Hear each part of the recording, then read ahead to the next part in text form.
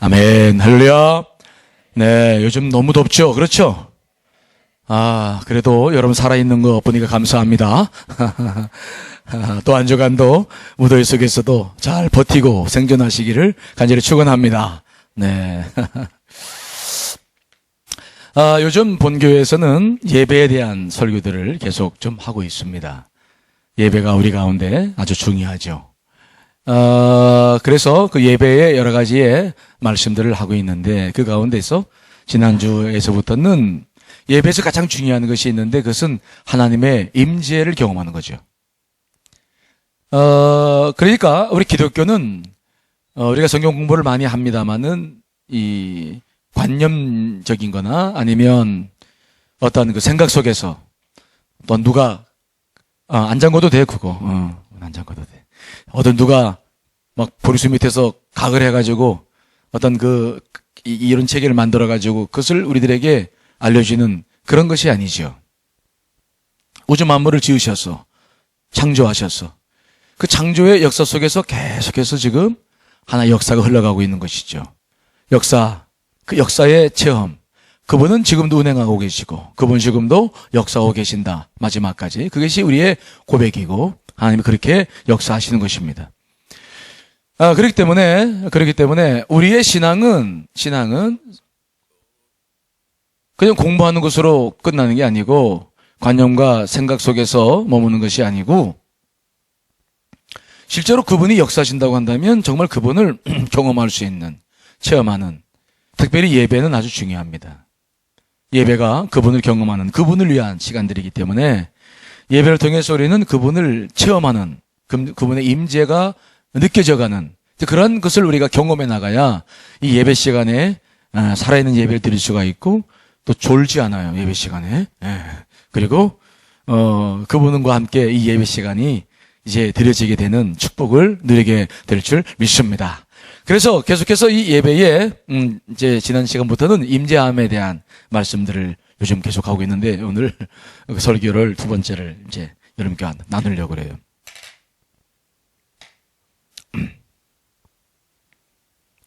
자, 그러면 우리가 오늘 좀 구체적으로 봐야 될 것은 어떻게 이 예배 시간에 하나님의 임재가 내가 경험될 수 있을까? 하나님이 임재하시다고 한다면 그분을 어떻게 내가 만날 수 있을까? 만질 수 있을까? 그런 것들이 저와 여러분들의 궁금증이고 또 풀어야 될 숙제겠죠. 그렇죠? 여러분 예배를 드리면서 하나님의 임재를 경험하시고 또 그분의 역사심 때문에 막 전율을 느끼고 물론 성령 체험하신 분들은 다 그런 체험이 있잖아요. 또 내 속에서 나도 모르는 어떤 역사가 일어나는 이런 경험들을 여러분 해보신 분들이 많이 계시죠? 그렇죠?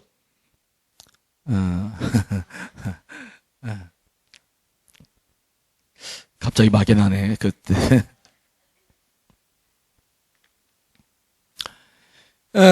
만일 그런 체험들을 아직 못하고 있다고 한다면은 예배 시간에 한번 해보세요. 제가 오늘 그 방법을 여러분들에게 완벽히 다는 설교를 시간이 없어 못하고 이제 이번 주, 다음 주 그 설교를 하는데 한번 여러분들이 실험을 해보세요. 그렇다고 이상한 방법 가르치려는 거 아니에요. 하나님 임재하심에 대한 이야기들을 오늘 풀어보겠습니다. 하나님께서는 특별한 그 마음을 갖고 계신데 그 마음이 뭐냐면 자신을 우리들에게 보여주고 싶어요. 하사요, 그분은 우리를 만드셨고 우리는 그분의 피조물이고 우리가 감히 그분을 볼 수가 없잖아요. 우리가 태양을 가서 만질 수 있습니까? 태양이 존재한다는 것은 알고 있죠. 하지만 그것을 가서 만질 수 없잖아요. 그런 것처럼 우주 만물을 지으신 그분을 우리가 어떻게 만질 수도 없고 경험할 수도 없고 그러니까 우리가 그분을 향해서 가는 건 너무 어렵죠. 그렇기 때문에 하나님은 계속해서 역사를 통해서 뭘 하시려고 그러시냐면은 자기를 드러내 보이시는 거예요. 이것을 신학적으로 말하면 이제 자기를 계시하신다. 그래서 우리는 그분이 자기를 계시해 주시는 것 안에서만 우리가 그분을 인지하는 거죠. 알아채리는 거예요. 인식하는 거예요. 그러니까 그분이 우리에게 끊임없이 역사를 통해서 자기를 드러내 보이시고 그런 역사가 성경 말씀이잖아요. 무엇인지 가르쳐 주시고 자, 그런 노력들을 지금도 끊임없이 하고 계시는데 그 가운데 가장 중요한 것이 예수 그리스도가 이 땅에 몸을 입고 오신 사건이에요.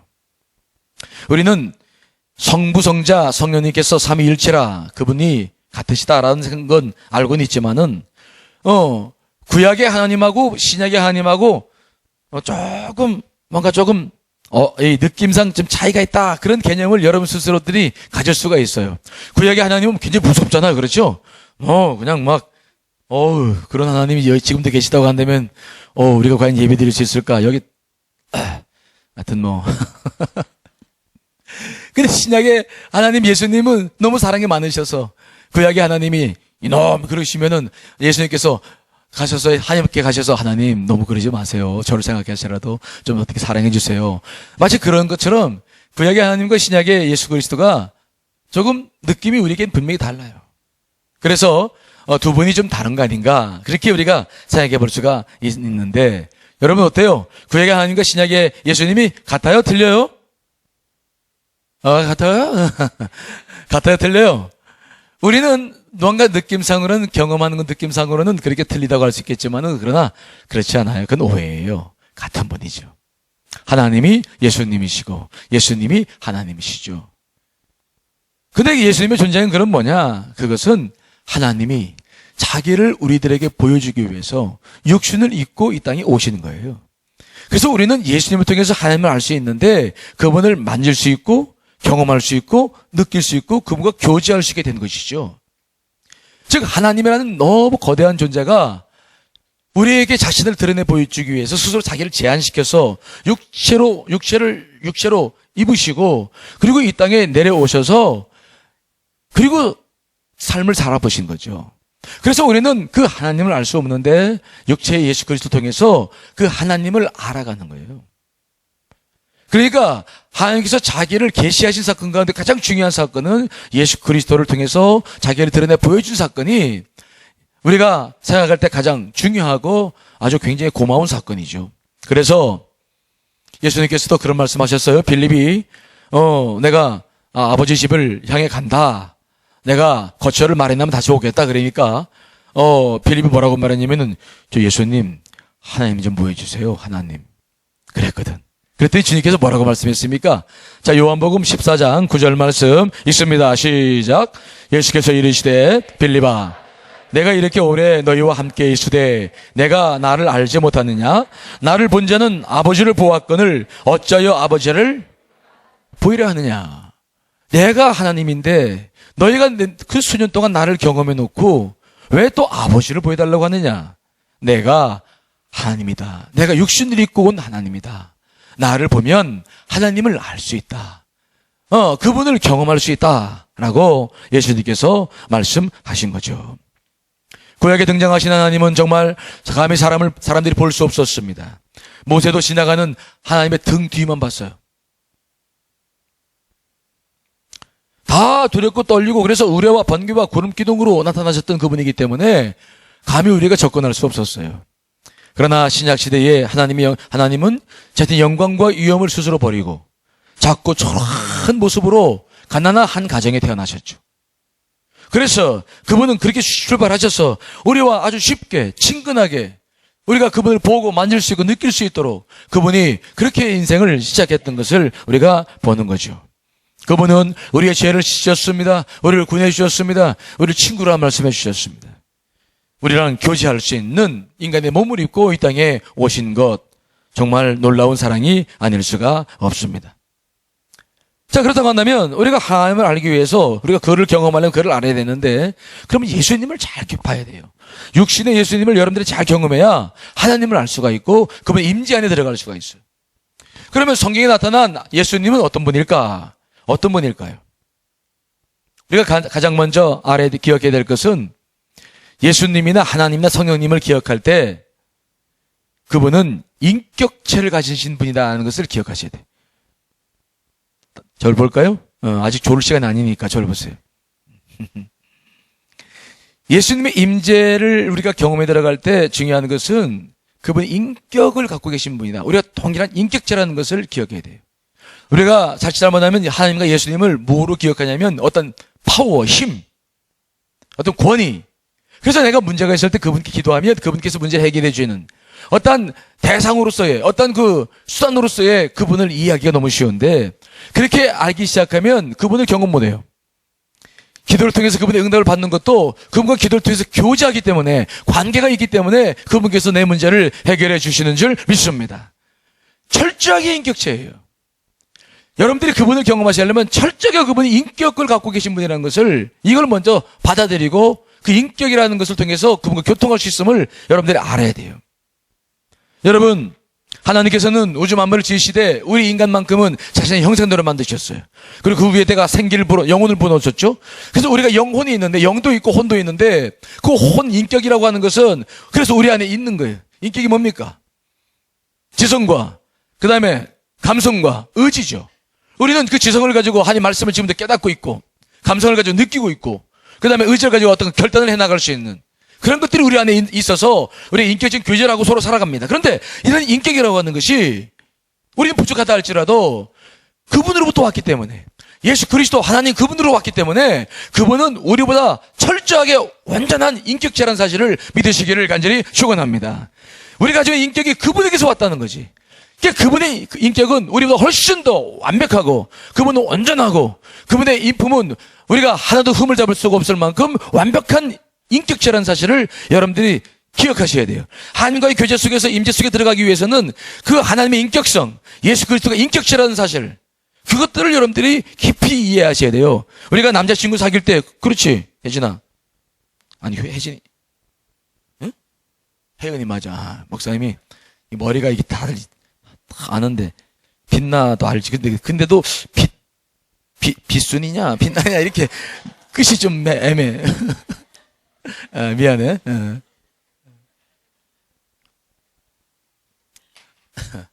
또 별명 낼까봐 걱정이다. 빛나.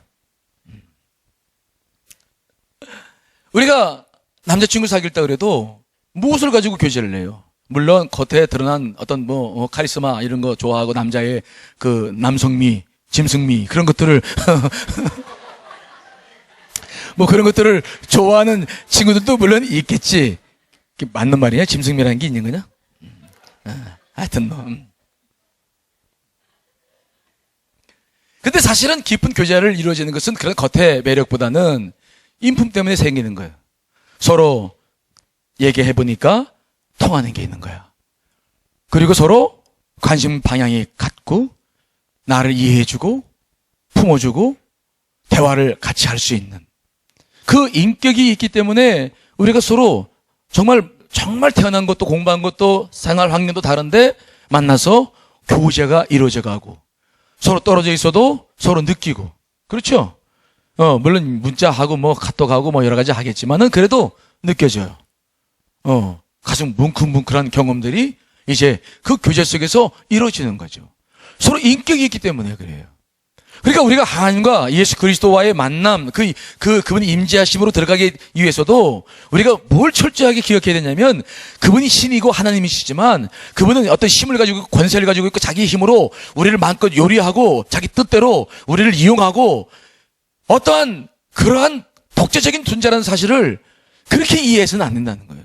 철저하게 하나님은 인격을 우리에게 주셨고, 그분 스스로가 어떤 힘을 쓰더라도 인격 안에서 힘을 쓰시는 분이시지 합리적이지 않은 것을 가지고 그분이 하시는 분이 아니기 때문에, 여러분 안에 예수님과 하나님 성령님을 이해할 때 그 인격이라는 개념이, 내가 좀 더 설명을 해야 되는데 그것만 설명할 수는 없죠. 하여튼 인격이라는 개념이 여러분 안에 깊이 들어와야 돼요. 예수님은 인격체다. 힘이나 어떤 파워가 아니다. 무슨 말 이해되시나요?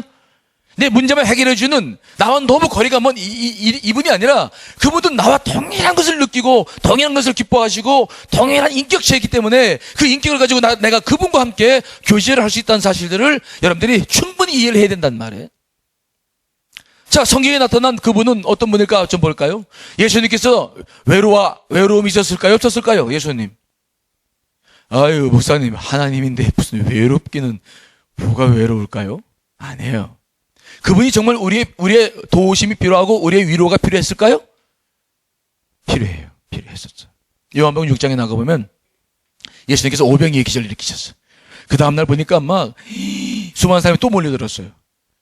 오병이의 기적을 일으켰을 때 주님께서 일으키신 이유는 뭐냐면 자신이 누군지를 드러내 보여주기 위한 거예요.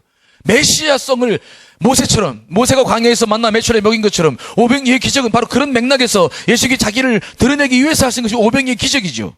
근데 이 사람들은 500리의 기적을 보면서 그런 하나님성, 예수님 속에 있는 그 메시아성을 본 것이 아니라 기적 신기하다. 야, 이거 또 가서 한 끼 때우자. 그래서 예수님께 또 몰려드는 거예요. 그래서 주님께서 뭐라고 그들에게 말씀하셨냐면은 너희가 나에게 온 것은 표적을 본 까닭이 아니고 떡을 먹고 배부른 까닭이로다. 그래서 굉장히 심기 불편하게 그들에게 이야기를 하시면서 뭐라고 말씀하셨냐면은 나는 하늘로부터 내려온 떡이다. 산떡이다. 살에는 떡이다. 너희들이 내 살을 먹어야 된다. 그런 설교를 하셨어요. 요한복음 6장에.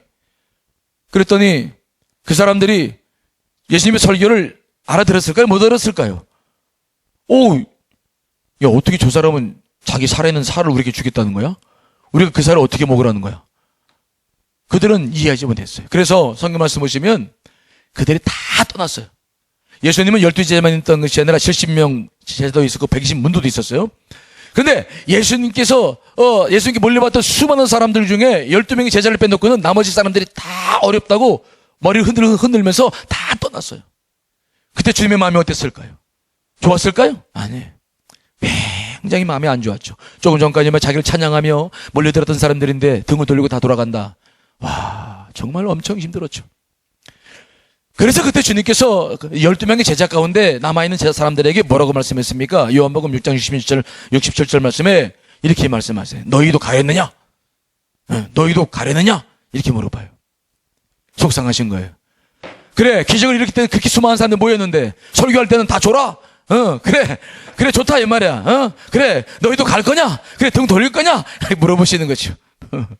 속이 상하는 거예요. 베드로가 그때 와서 말씀했습니다. 영생의 말씀이 여기 계신데 제가 어떻게 하겠습니까? 위로해 주시는 거야. 주님이 위로하시는 거야. 그러니까 주님께서 그 위로를 받으시고 그 다음에 그 사건을 또 이렇게 이겨나가시는 주님의 마음이라고 하는 것이 우리가 똑같아요. 그분은 절대로 무슨 감정도 없고 느낌도 없고 그분 하나님이시니까 의연하고 초연하고 그렇지 않아요. 여러분 십자가 전날 밤 겟세마네 동산에서 예수님께서 하신 일을 기억하십니까? 예수님께서 뭐라고 말씀하셨어요? 예수님께서 내가 지금 고민하여 죽게 생겼다.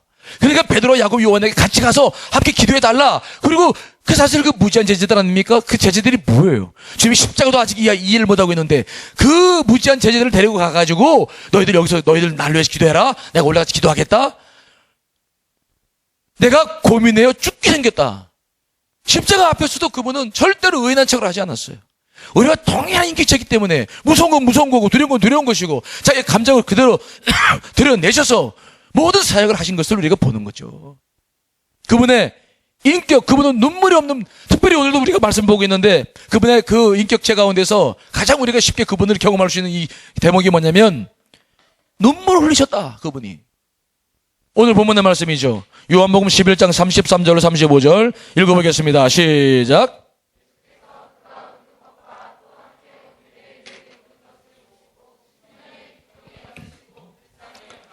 이르시되 그를 어디에 두었느냐?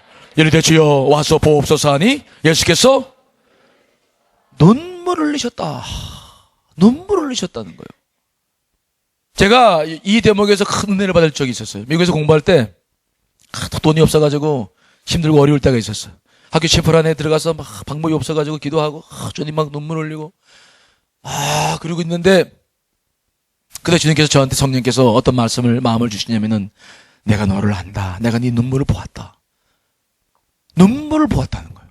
성령께서 내 안에 오셔서 그게 사건이 해결되는 거 아니었어요. 하지만 그분께서 나에게 말씀하시기를 내가 네 눈물을 보았다. 눈물을 아시는 거예요.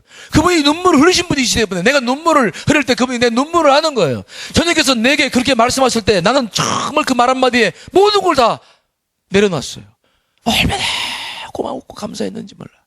우주 만물을 지으신 그분이 나를 모르는 게 아니었어요. 내가 눈물 흘릴 때 내 눈물을 보았다. 알았다. 오늘 보니까 예수께서 눈물 흘리셨어요. 이 말씀 무슨 말씀입니까? 예수께서 사랑하시던 나사로가 죽을 병에 걸려서 예수님께 사랑을 보냈는데 예수께서 그 병은 죽을 병이 아니라 주의 영광을 위한 것임을 깨달으시고 그리고 늦게 가셔서 가보니까 나사로가 이미 죽어서 무덤에 장사 지냈어요. 울고 매달리는 마리아를 데리고 그 다음에 그 무덤 앞에 섰어요. 많은 유대인들이 또 따라왔어.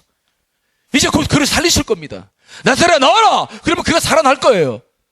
근데 그때 많은 사람들 그 사실을 모르고 있었으니까, 조금 후면 나사로가 살아나지만 그들은 모르고 있었으니까 마르다가 마리아가 자꾸 울어. 많은 사람들이 자꾸 울어. 그러면 저 같으면은 이것들 믿음이 없어가지고 곧 살아날 텐데 그까지 눈물을 믿음 없이 흘리다니 뚝 아마 나 같으면 그랬을 거야. 이게 무슨 말인지 알죠? 그쳐라 그런 말이지. 감히 믿음도 없이 곧 살아날 텐데. 근데 우리 주님은 그러질 않았어요. 잠시 오면 나사로를 살리실 거예요. 근데 주님도 그들이 눈물을 흘릴 때 같이 눈물을 흘리시는 거예요. 오늘 말씀 보니까 그와 함께 따라왔던 많은 유대인들이 눈물을 흘리시니까 자신도 그들의 눈물 속에서 자신도 눈물을 흘려주시는 거예요. 눈물을 같이 흘려주시는 거예요. 주님이 우리의 눈물을 아는 거야. 그 눈물 속에 그분이 함께 교감할 수 있는 분이라는 것을 경험하는 거죠. 예수께서 눈물을 흘리시니까 많은 사람들이 예수님의 눈물을 보았어. 그 눈물을 보면서 뭘 생각했습니까? 자, 여러분 요한복음 11장 36절 읽어봅니다. 시작. 이에 유대인들이 말하되 보라 그를 얼마나 사랑하셨는가 하며. 예수께서 눈물을 흘리실 때 많은 사람들은 보았어요. 정말 예수님이 죽은 나사로를 얼마나 사랑했는지 우리가 알겠다. 우리 주님의 흘리는 눈물은 연약해서 흘리신 눈물이 아니시죠. 그분이 힘이 없어서 흘리신 눈물이 아니에요. 우리를 사랑해서, 사랑하기 때문에. 그래서 그분께서 우리의 눈물을 아시고 본인의 눈물을 흘려주시고, 내가 눈물 흘릴 때 그분이 곁에서 늘 함께 하시는 그 주님이라는 것을 내가 알게 되는 거예요. 내가 눈물 흘릴 때마다 그래서 외롭지 않은 거예요. 내 눈물을 아시는 분이 계시고 나와 함께 눈물을 흘리신 분이 계시기 때문에 내가 늘 눈물 흘려도 그분 앞에 서서 함께 흘릴 때 오히려 기쁨이 더하는 거죠. 여러분들이 눈물 흘릴 때도 혼자가 아님을 기억하셔야 돼요. 여러분들은 예수 그리스도의 십자가의 보혈로 자기 목숨을 들여서 한 사람 샀어요. 여러분들은 절대로 그 믿음 안에서 정말 주님을 바라볼 수 있게 되시기를 간절히 축원합니다. 그분의 놀라운 눈물, 또 여러분 그분은 기뻐하시는 분이십니다. 고독하고 외롭기만 하신 분이 아닙니다. 슬퍼 눈물만 흘리시는 분이 아닙니다. 그분이 기뻐하셔요. 기뻐하셔요. 그분께서 육신의 몸을 입고 이 땅에 오시기 전에 하나님께서 스바냐 선지자를 통해서 우리에 대한 기쁨을 말씀하셨는데, 자, 스바냐 3장 17절 말씀 있습니다. 시작. 너의 하나님 여호와가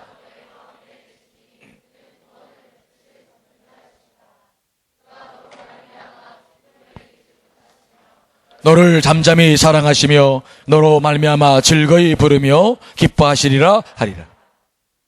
주님께서 뭐라고 말씀하시냐면은 나로 말미암아 기쁨을 이기지 못한대요. 와, 이거 여러분 믿어지세요? 하나님이 여러분을 보면서 여러분 때문에 기쁨을 이기지 못한대. 우와. 믿어져요? 믿어지면 좋겠는데. 그렇다고는 하시는데, 그러니까 뭐라고 할 수는 없지만은, 나 같은 죄인인데, 내가 늘 죄만 짓고 사는데, 다 같은 것 때문에 막 기쁨을 이기지 못하고, 거기 또 뒤에 말씀 보니까 뭐라고 말씀하셨냐면은, 너를 잠잠히 사랑하시며, 너로 말미암아 즐거이 부르며 기뻐하시리로다. 와. 정말 하나님이 과연 그럴까? 나를 그렇게 정말 생각하실까? 여러분, 하나님께서 여러분을 정말 그렇게 생각하시는 거, 여러분 믿으세요? 믿어지기를 바라죠? 나는 죄인인데, 정말 내가, 그렇지 않아요. 그건 잘못 생각하는 거예요. 제가 우리 시인이하고 예인이를 이렇게 낳았을 때 봤어요. 요만했을 때. 요만했나? 이만했나? 요만한 건 그것이 요만했어요. 근데 보니까 얼굴이 조목만한데, 얼굴이. 근데 거기에도 코가 있더라고. 코가 있는데 콧구멍이 뚫려 있어. 그 조그마한 것 속에. 나는 처음에 코를 조그마한데 거기 코가 구멍이 뚫어져 거기서 호흡을 하는 거야. 콧구멍이 있네. 둔둔 뚫려져서. 야, 그리고 요즘 하도 어려운 애들이, 이상한 애들이 많이 태어나니까, 손가락부터 봤지. 하나.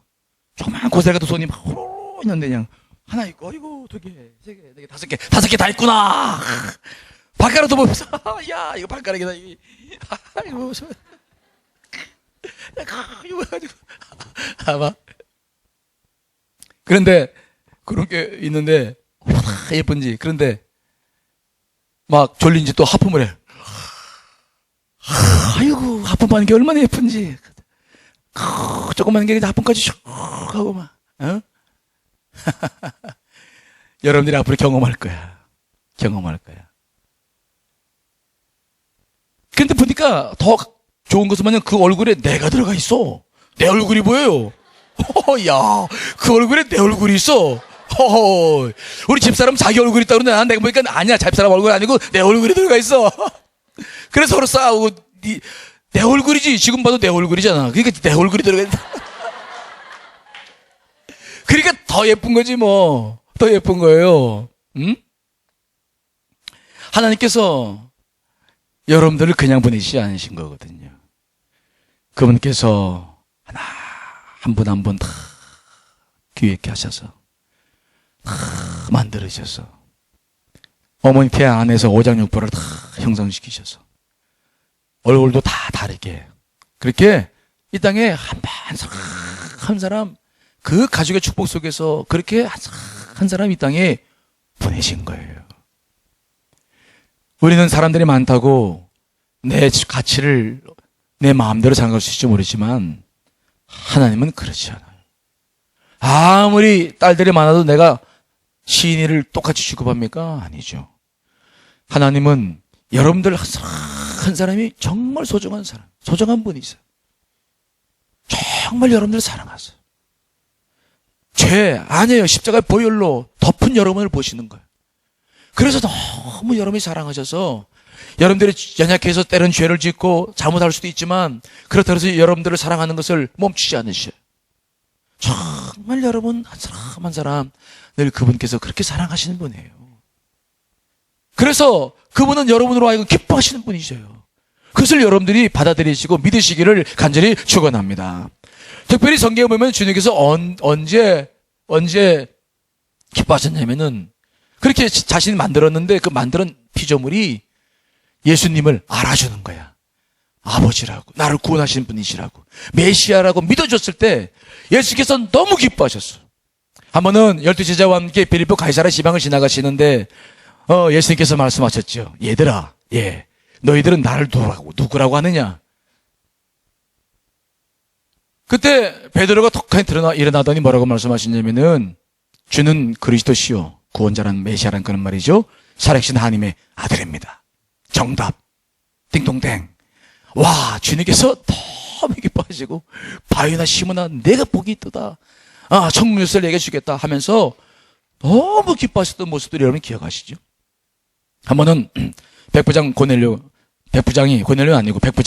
이방인 백부장이 자기 하인이 병에 걸렸다고 와가지고 고쳐달라고 같이 가시자고. 주님께서 그래 가자. 그럼 가시려고 그랬는데 백부장이 가만히 생각해보니까 이 거룩하신 분이 자기 집에 오는 것을 자기가 너무 부담스러운 거예요. 그래서 말씀했습니다. 저기요 주님 죄송합니다마는 주님께서 우리 집에 오는 것을 내가 감당할 수 없나이다. 나도 내 휘하에 부하가 있고 상관이 있는데 상관이 내게 명령하면 내가 따릅니다. 내 부하들에게 명령하면 그 명령이 부하들이 따릅니다. 주여, 주님께서 여기서 말씀만 하시면 내 집에 있는 하인이 병이 나을 줄 믿습니다. 와, 그 이방인의 입에서 그런 믿음의 고백이 쏟아지는 거예요. 주님께서 그냥 얼마나 기뻐하셨는지 성경에 웃었다는 말씀 안 나와 있는데 내가 지금도 들려 예수의 웃음소리가 2000년 전에 웃음소리가 막 웃으시면서 막 이만한 믿음을 내가 본 일이 없다 이스라엘 중에서도 막 그러면서 그 기뻐하시던 그런 모습들이 막 지금도 들리죠? 그분께서 기뻐하시는 모습이 보이잖아. 그렇죠? 웃으시는 웃음소리가 아직도 이 역사 속에서 지금 있어. 그래서 그분은 정말로 그렇게 기뻐하실 때는 기뻐하시고, 울 때는 울고, 외로울 때는 더 외롭다고 하시고, 우리와 동일한 분이시지, 힘을 가지고 있고, 권리를 가지고 있는. 그래서 절대적으로 우리가 접근할 수도 없고, 만나볼 수도 없고, 또 그분이 우리가 필요할 때만 우리에게 역사하시는 절대로 그런 분이 아니라는 거예요. 여러분들이 먼저 그분을 경험하려면 인격이라는 동일한 통로를 통해서 그분을 경험하게 되고 그분을 알게 되고 교제할 수 있다는 사실을 믿으시기를 간절히 축원합니다. 절대적으로 이걸 믿으셔야 돼요. 자, 그런데 하나님은 우주 만물을 지으신 창조주시오 초월자이시기 때문에 자신이 창조한 모든 곳에 함께 하시죠. 그런데 특별히 이 공간 속에서 자신을 제한시킨 수가 있어요. 공간에 대한 설교 지지난주 구별철회 때 했는데 여기 들은 친구들도 있죠. 공간에 대한 영적인 개념은 굉장히 중요해요. 하나님은 스스로가 우리에게 보여주신다고 그랬는데, 그래서 구약시대에 보시면 모세를 통해서는 성막을 짓게 만드셔서 우주 만물 안에 계신 그분께서 그 성막 안으로 자기를 제한시켜서 바로 그 안에서 자기를 만날 수 있는 기회를 주셨어요. 그리고 성막이 솔로몬 시대에는 성전이 있잖아요. 성전의 지성소에서 하나님은 우리를 만나 주셨어요.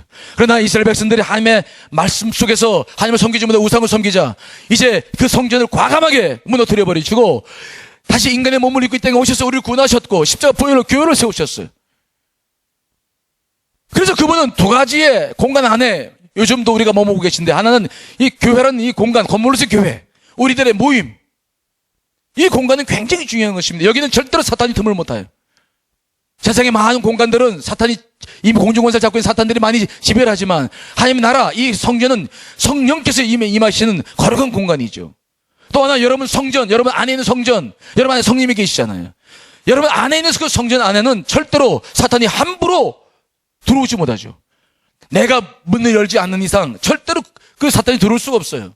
그분께서 임하시기를 원하시는 공간이죠. 그렇기 때문에 오늘 여러분들이 예배드리는 이 젊은이 교회라고는 이 거룩한 성전, 우리가 기도하고 찬양하고 있는 이 거룩한 공간은 철저하게 하나님의 영이 임하고 있다는 사실을 믿으시기를 간절히 축원합니다. 먼저 그것을 믿으셔야 돼요. 아무것도 없는데요, 뭘. 안 보이죠. 여러분들이 지금도 주파수를 맞추면 보이지 않지만 뭐를 들을 수 있습니까? 라디오 들을 수 있고 인터넷 되고 다 동영상 왔다 갔다 하고 다 하잖아요. 공간이 빈 공간이 아니에요. 여기 영적 전쟁이 치열하게 이루어지는 공간이지만 이 공간이라고 하는 것은 따로 언젠가 말씀드릴 기회가 있겠지만 이 공간은 눈에 보이고 안 보이고 그것 때문에 우리 쉽게 판단할 수 있는 공간이 아니에요. 지금 여기서 수많은 것들이 들어와 있어요. 가장 우리가 이 시간에 정말 믿어야 될 것은 뭐냐? 주의 영이 이곳에 임하는 줄 믿습니다. 십자가의 보혈로 우리를 구원해 주시고 교회를 세우시고 교회의 머리가 되신 그분, 그래서 이 교회 안에 그분의 영이 가득 차 있는 거예요. 여러분께 강조하고 싶은 것은 뭐냐? 주의 임재라고 하는 것은 어떤 관념이 아니라 실제라는 사실이에요. 내가 느낄 수 있다는 거죠.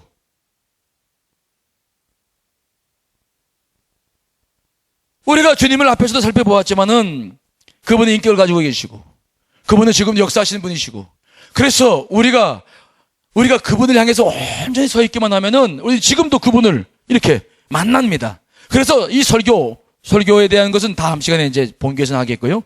설교를 통해서 그분과 교제를 어떻게 할 수 있느냐, 그런 것은 다음 시간에 준비되고 있고, 이번에는 그래서 설교를 통해서 듣는 진리만이 아니라 예배를 통해서, 찬양을 통해서, 기도를 통해서 이 예배의 과정 속에서 그분을 직접적으로 경험할 수 있다고 하는 거, 경험해야 된다는 거, 이것이 여러분들에게 굉장히 오늘은 중요한 그런 주제예요. 자, 저를 보세요. 그럼 어떻게 이 공간에 계신 부분을 그 영이 계시다고 하는데 그럼 우리가 만날 수 있을까? 어떻게 그분을 경험할 수 있을까요? 성령님에 대한 원리는 다음의 시간에 말씀드릴 거고, 오늘은 여러분 안에서 역사하시는 것에 대한 이야기들만 좀 제안시켜서 말씀드리려고 그래요. 여러분들이 예배를 드리면서 하나님의 임재를 경험하려면 여러분들이 해야 할 일이 먼저 있어요. 뭐냐?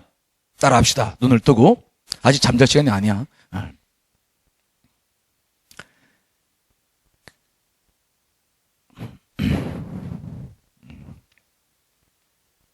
자, 따라합시다. 감정의 흐름을 살펴라.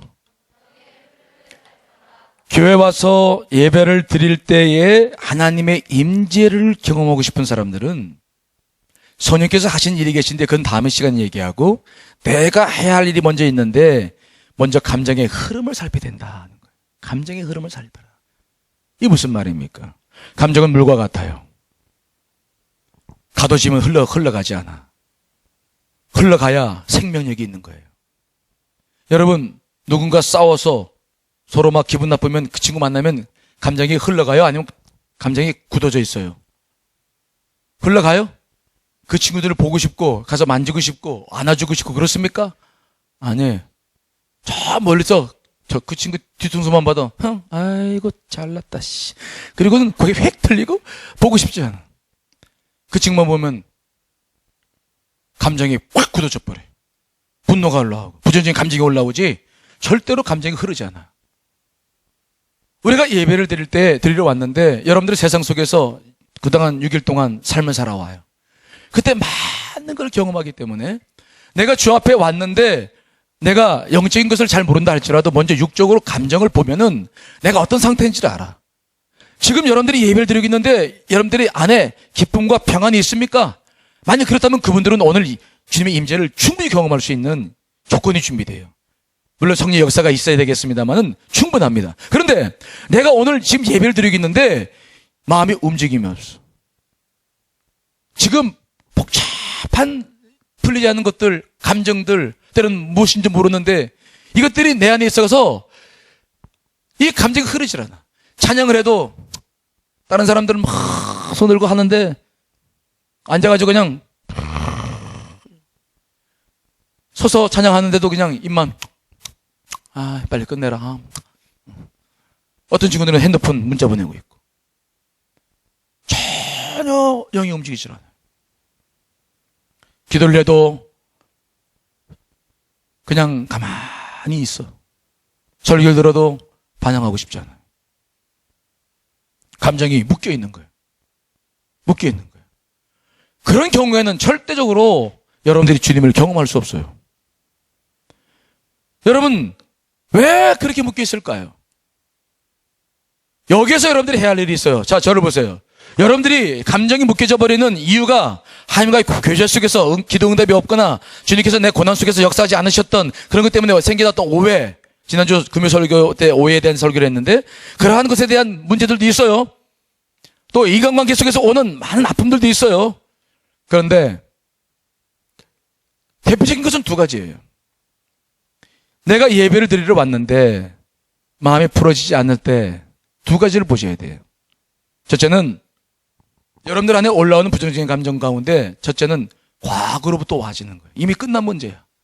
근데 내가 예배를 드리려고 지금 찬양을 막 하려고 하는데 여기 오소서라는 찬양이 임재 찬양이 벌어지고 있는데 그 찬양의 가사를 보더니 나도 모르게 과거의 해난 일들이 생각나는 거야. 거기에서 내가 받았던 상처, 아픔, 감정들이 갑자기 내게 몰려와서 찬양을 하는 것이 아니라 그때 감정의 부정적인 감정 속에 막 그래가지고 막 몸은 와 있는데 육체와 영혼과 마음이 분리돼 버렸어. 몸은 여기 와 있는데 영혼과 마음은 이미 20년 전으로 돌아가서 아직 20년 됐어. 아직 10년 전으로 돌아가가지고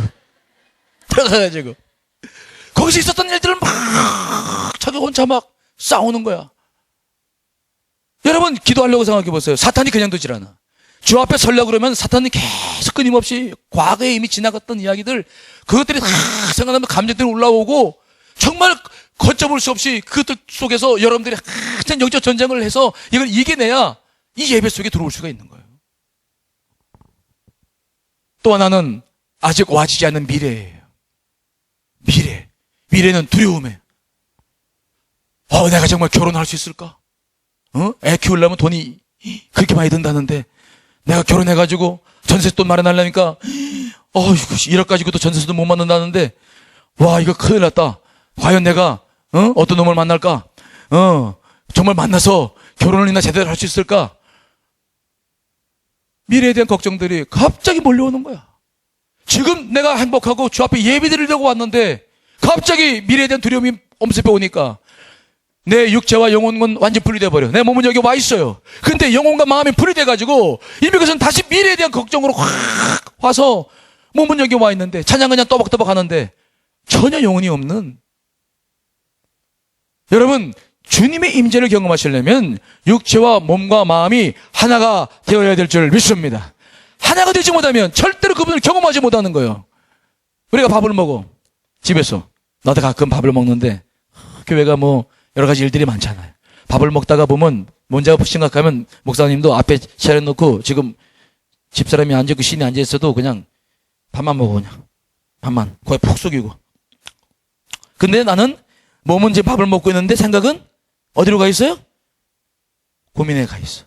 그러니까 앞에 있는 대상들에 대해서 전혀 고려도 안 하고 배려도 안 하고 그냥 나만 집사람이 쿡 찔러. 뭐 하는 거예요? 지금 당신 여기 왜 와 있어요? 가만있어 봐. 아이고, 미안해. 육체와 몸과 영혼이 분리되어 있어요. 나는 맛을 못 느껴요. 주변 사람들과 이 소중한 시간을 나는 지금 즐기지를 못해. 오랜만에 가족들과 만나서 대화하고 서로 안아주고 서로 대화를 들어주고 그 귀한 시간들을 나는 즐길 수도 없어. 이 소중한 가정을 그래서 못 느껴. 밥맛도 못 느껴. 사실 내가 그 밥이라고 하는 쌀이라고 하는 거, 그 내가 여기서 먹기까지 정말 수많은 농부들이 99번 손길에 가서 땀과 눈물과 이 무더위 속에서 농사를 지어서 그들이 정말 그 쌀을 올려와서 중간 상인을 통해서 나한테 온 거예요. 내가 먹는 조기 한 마리, 그것도 정말 어부들이 피땀 흘려 어렵게 그것을 잡아가지고 그 중간 상인을 통해 가지고 나까지 올 때까지 얼마나 많은 손을 거치고 그 속에서 얼마나 많은 땀과 눈물과 그 속에서 자기 노력들이 있는지 몰라. 거기에 아내의 또 조리의 그 솜씨까지 그 시간까지 거기에 할애돼서 사실 밥 한 그릇 이 아침 한 번 먹는 것이 이게 얼마나 큰 은혜입니까? 감히 내가 이것을 어떻게 먹어?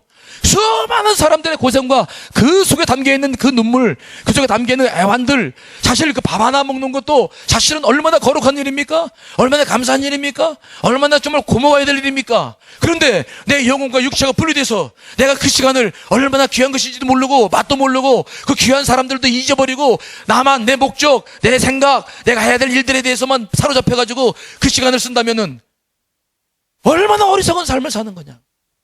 근데 그게 습관돼 버려서 예배도 그렇게 드려. 아무 감각이 없는 거야. 느낌이 없는 거야. 목사님이 언젠가 칫솔질 하다가 느낀 게 있었어요. 목사님이 겉으로 봤을 때, 겉으로 본 게 아니라 굉장히 성품이 온유하고 그렇죠? 아니, 빛나야. 어떻게 생각해? 아니, 있는 그대로만 얘기해. 있는 그대로만. 그렇지? 고맙다. 이따 커피 사줄게. 그런데 속은 안 그래요. 굉장히 다혈질이고. 목사님이 차를 마시는 이유가 이제 그런 수행의 도구로 쓰는 건데 자꾸 다듬지 않으면 안 돼요. 급해. 근데 언젠가 이빨질이 아니라 칫솔질 하는데 오늘 왜 이렇게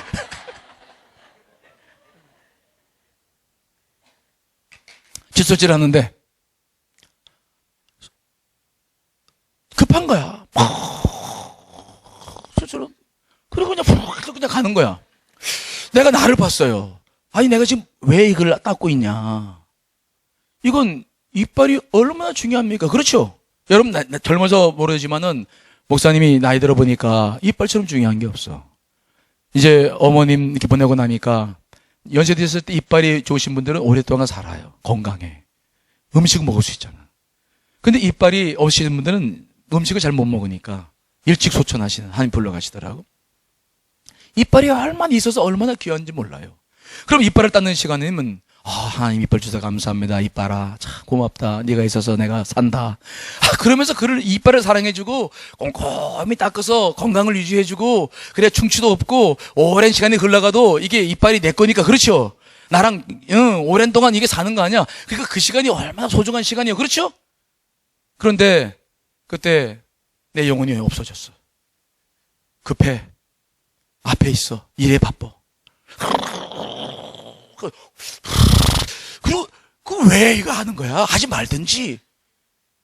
이걸 하면은 정확하게 내가 이것에 대해서 몸과 영혼이 하나 돼서 이빨 하나하나 고맙다고 느껴주고 고맙다고 생각해주고 격려해주고 너 수고한다. 그렇잖아. 얘들이 수고하잖아. 수고한다, 고맙다, 그리고 해주면서 하나하나 잘해서 그런 시간들이 계속 하루하루 계속된다면 나는 정말 나이가 많이 들어도 좋은 이빨로 건강하게 주님께서 주신 인생을 살게 될 거예요. 근데 그렇게 못 살아. 근데 이게 습관화되어져 있어. 예배를 드릴 때도 내가 마음이 동하면 모르지만 보통 예배는 드려야 되는 거. 빨리 끝나고 오늘 가야 되는데 오늘 담임 목사님 설교래. 아이고 죽었다. 오늘 설교 얼마까지 길어질 거냐. 시계 보고 있다가 오늘은 안 올 건데 그냥 왔네. 그러면서 예배. 이 시간 자체가 그분을 위한 시간이 못 되는 거죠. 그분 안에서 내가 그분이 나를 즐거워하는 것을 내가 감사하게 생각하고 주신 말씀 안에서 나를 돌아보고 그분의 임재를 경험하고 부모와 함께 이 시간을 보내야 되는데, 우리가 육체와 영혼이 분리되어 버리는 거예요. 저는 그래서 예배를 드릴 때마다 늘 감사해요. 우리 젊은이 교회도 마찬가지잖아요. 젊은이 교회도 한번 예배를 이렇게 드리는 거 보면 벌써 전날 셀 리더들 모여서 기도하고 이것저것 준비하고 여러분 예배를 위해서 중보기도 하고, 이 예배가 여러분들은 그냥 한번 예배를 드리는 것으로 끝날지 모르지만 그 전서부터 목사님과 전사님들과 그 셀 리더들과 함께 계속 모여서 기도하고 문제를 토론하고 여러분 예배를 계속 준비하잖아요. 또 이 예배를 위해서 본교회 같은 경우에도 마찬가지입니다만 또 청소하고 정리하고 또 이것을 기도하고, 찬양단들이 또 찬양곡을 위해서 열심히 모여서 또 찬양하면서 준비하면서 오늘 이 시간을 여러분 주 앞에 드리려고, 여러분과 함께 예배 드리려고 얼마나 많은 준비가 이 속에 들어있는지 몰라요. 내가 예배를 드릴 때마다 주여 감사합니다, 그때 스쳐가는 얼굴들이 있어요. 정말 그들의 노력, 그들의 헌신이 있구나. 이 예배를 드리기 위해서 얼마나 많은 이들이 눈물을 흘릴까, 얼마나 많은 이들이 무릎 꿇어 기도할까. 예배를 드리면서 느껴지는 거죠. 내가 예배를 드려왔을 때 그러므로 내 감정의 흐름이 딱딱해져 있다 그러면 이것들을 자꾸 주 앞에 올려드리고, 대신 나는 다시 이 마음이 부드러워져서 그분은 느낄 수 있을 만큼 여러분들의 이 감정이 풀어지고 영이 회복되셔야 될 줄 분명히 믿습니다. 그래서 우리가 해야 할 게 있는데 그 다음에 나아가는 것이 바로 뭐냐면 찬양이죠. 찬양은 곡이 있어요. 우리가 집중해야 될 것은 이 찬양입니다. 자, 시편 100편 4절 말씀, 100편 4절 읽어보겠습니다. 시작.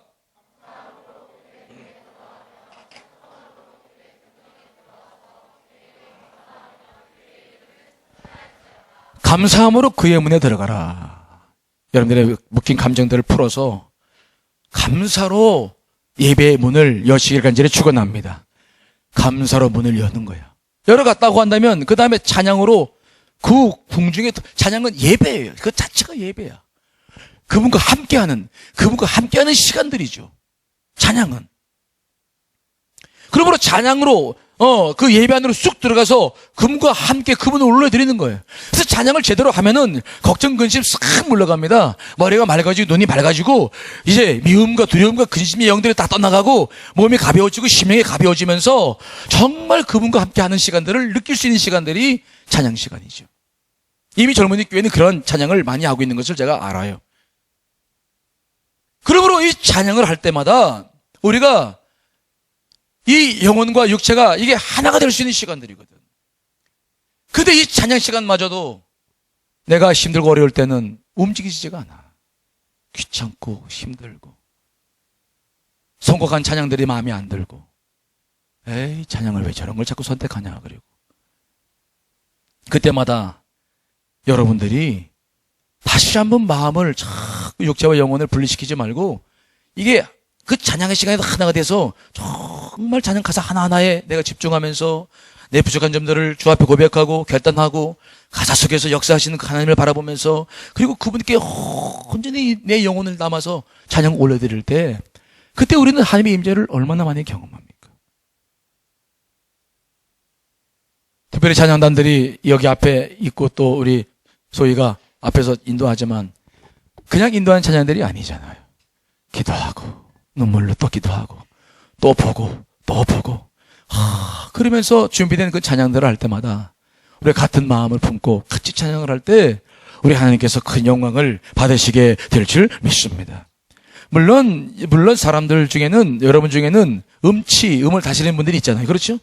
그래서 찬양 시간이 싫다 그런 분들이 있을 수 있어요. 하지만 요즘 젊은 사람들은 그렇지는 않을 거예요. 찬양이라고 하는 것은 음악적인 요소만 잘 한다고 되어지는 게 아니에요. 찬양에는 두 가지 요소가 들어가 있는데 음악적 요소와 함께 하는 신앙 고백이 들어가 있어요. 음악적 요소라고 하는 것은 뭡니까? 리듬과 박자감, 이것들이 중요하잖아요. 젊은이 교회 찬양들 부르는 거 보면은 가끔 이 엇박자들이 많으니까 목사님도 하다 보면 이게 힘들어. 그런 경우들이 있어. 그리고 찬양 스타일도 있잖아요. 찬양 스타일도. 어떤 친구들은 뭐 발라드풍을 좋아하고 어떤 친구들은 그냥 락 음악 그런 걸 좋아하는데 어떤 친구들 보니까 랩으로 막 찬양을 하대. 처음에는 가만있어 봐. 이게 찬양이냐 뭐냐 처음에 랩으로 막 정말 한번 하고 싶은데 내가 지금 창피해서 못한다. 근데 그것도 찬양이잖아요. 스타일이지. 근데 거기에 음악적인 요소가 있는 거예요. 음악적인 요소. 그러나 음악적인 요소만 가지고 찬양이 구성되는 것이 아니라 음악적인 요소가 부족하더라도 거기에 신앙 고백이 담겨 있는지 분명히 믿습니다. 근데 내가 사실은 음이 좋지 못하고 노래를 잘 못한다 할지라도 신앙 고백만 잘 돼도 얼마나 찬양을 할 수 있는 거거든. 특별히 찬양을 할 때 주의해야 할 것은 뭐냐면 여러분의 만족을 위해서 하는 것이 아님을 믿으시길 바랍니다. 찬양은 누굴 위해서 하는 거예요? 하나님이죠. 그분이 찬양을 받으시는 거지 내가 내 만족적인 것을 위해서 찬양하는 것은 아니기 때문에 찬양 스타일이 다르고 여러 가지 어려움이 있다 할지라도 그것을 묶이지 말고 정말 내 마음을 올려드려서 우리가 찬양을 할 때 그분의 놀라운 은혜를 경험할 수가 있어요. 다윗처럼 때로는 바지가 벗겨진지도 모르고 막 찬양하면서 그분을 바라봅니다. 그분을 느끼고 그분과 함께 합니다. 이 속에 임재하고 있는 그분의 영의 역사가 쭉 내 안에 쭉 경험되면서, 특별히 성령님께서 이렇게 쭉 임할 때 보면, 목사님은 그래. 각자 좀 다른데, 목사님은 성령님께서 쭉 임하고 나와 함께 할 때 보면은 심령이 많이 뜨거워져요. 온도가 많이 올라가죠. 손이 많이 무거워져요. 안수기도 할 때 병이 나을 때도 보면은 목사님이 이제 치유사가 있어가지고 이렇게 안수를 해줘서 병들이 낫는데, 다 낫는 건 아니고, 그래도 많이 낫는데, 교우들이. 그때도 보면은 성령이 역사했을 때는 이게 느낌이 달라요. 손이 무거워지죠. 벌써 느껴져요. 성령께서 나와 함께 하시는 게 느껴지죠. 예배 시간에도 마찬가지예요. 설교하는 순간에도 수많은 영들이, 악한 영들이 계속 공격해 오기 때문에 계속 방어하면서 설교를 하고 있는데 그런 건 느껴지죠. 우리가 이 영이 민감해져서 이 안에 계신 그분을 경험할 수 있다고 하는 것. 내가 물론 다음에 성령의 역사하신 어떻게 그분이 역사하신지를 우리가 더 들으면 더 좋겠지만 오늘 그런 시간이 아니죠. 하지만 내가 육체와 영혼이 하나만 돼도 그분 앞에 정말 내가 온전히 내 몸을 다 드리기만 해도 그분의 임재하심과 그분의 이 역사하심이 충분히 느낄 수 있다는 것을 여러분 믿으시기를 간절히 축원합니다. 그래서 늘 찬양을 올릴 때도 그냥 하지 마세요. 제발 그냥 여기 있는 시간을 제발 그렇게 쓰지 마세요. 하나님이 영 앞에 있는 시간들인데 그 시간을 그렇게 쓰지 마세요. 세상에서도 그렇게 살면은 그런 사람 5년 10년만 그렇게 살았다가는 그 사람이 인정 못 받아요. 세상에서 하나님께 쓰시는 사람들, 성공한 사람 특징이 뭐냐면 육체와 몸이 하나가 늘 되어져 있어요. 하나를 하더라도 그는 정말 온 힘을 다해 육체와 마음이 분리되지 않아. 늘 그렇게 살아. 주의 그 임재를 체험해 나가는 그 주의 감각을 발전시켜 나갈 때도 그런 사람들이 굉장히 빠르게 그분을 인식해 나가는 것이죠. 그분이 안 계신 게 아니라 내가 그분께로 나아갈 수 없다는 것이 이게 안타까운 거예요. 오늘도 찬양할 텐데 지금 여러분들 젊은이 교회는 정말 잘하고 있는데 그래도 더 정식적인 것이 아니라 더 어떻게 하면 주님께 나를 표현할 수 있을까? 내 감정을 표현할 수 있을까? 내가 어떻게 하면 정말 그분을 영화롭게 할 수 있을까? 주님, 오늘도 내 찬양을 받으시죠?